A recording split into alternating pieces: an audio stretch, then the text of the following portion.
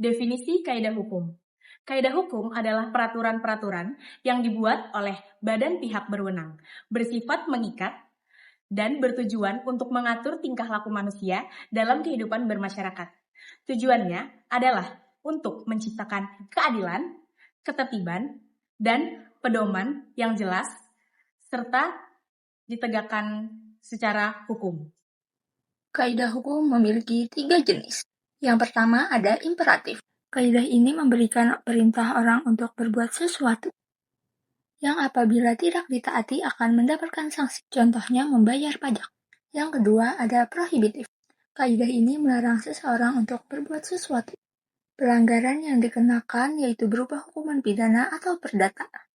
Contohnya dilarang mencuri yang diatur pada KUHP pasal 362. Yang ketiga ada fakultatif. Kaidah ini memberikan hak atau kewajiban kepada seseorang untuk melakukan sesuatu. Akan tetapi ini bukan kewajiban yang mutlak. Contohnya membuat surat wasiat. Sumber kaidah hukum yang ada di Indonesia yang kita ketahui ada 5. Yang pertama adalah hukum tertulis atau yang biasa disebut dengan undang-undang. Undang-undang adalah sumber hukum yang dibuat oleh lembaga legislatif seperti DPR di Indonesia. Sifatnya formal dan mengikat, sehingga mudah untuk diterapkan dan ditegakkan. Contohnya kalau di Indonesia yaitu UUD 1945. Yang kedua adalah sistem tidak tertulis atau biasa disebut dengan kebiasaan. Aturan ini berasal dari tradisi dan kebiasaan masyarakat yang diakui secara luas serta ditaati secara turun-temurun. Di Indonesia sering disebut dengan hukum adat. Yang ketiga adalah jurisprudensi.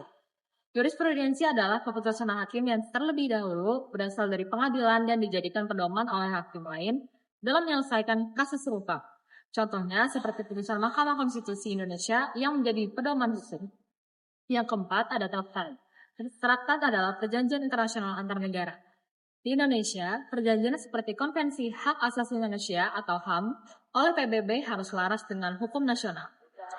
Yang terakhir adalah doktrin. Pendapat, teori, atau ajaran dari para ahli hukum yang terkemuka seperti hasil penelitian atau buku. Kaidah hukum. 1. Subjek atau pihak yang terkait. Subjek menentukan siapa yang diatur oleh kaidah hukum, seperti individu, kelompok, atau entitas negara. 2. Objek atau isi yang diatur. Objek merupakan hal atau perilaku yang diatur, seperti hak, kewajiban, atau larangan. 3. Ketentuan dasar aturan.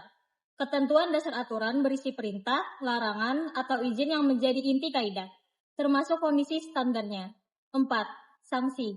Sanksi berupa hukuman atau konsekuensi jika kaidah dilanggar, seperti denda, penjara, atau sanksi administratif. 5. Dasar atau alasan. Dasar atau alasan berisi landasan filosofis atau hukum yang mendukung kaidah seperti prinsip keadilan atau kepentingan masyarakat. Fungsi kaidah hukum. 1.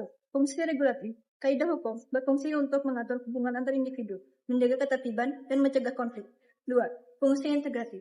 Fungsi ini berperan sebagai pedoman tingkah laku, menyatukan pandangan masyarakat, dan membangun kesatuan sosial dengan memajukan nilai-nilai bersama dan norma yang diterima secara luas. 3. Fungsi korektif atau penjamin. Kaidah hukum menyediakan mekanisme untuk menyelesaikan penyelesaian sengketa, memberikan keadilan, dan menjamin kepastian hukum melalui proses seperti pengadilan atau arbitrase.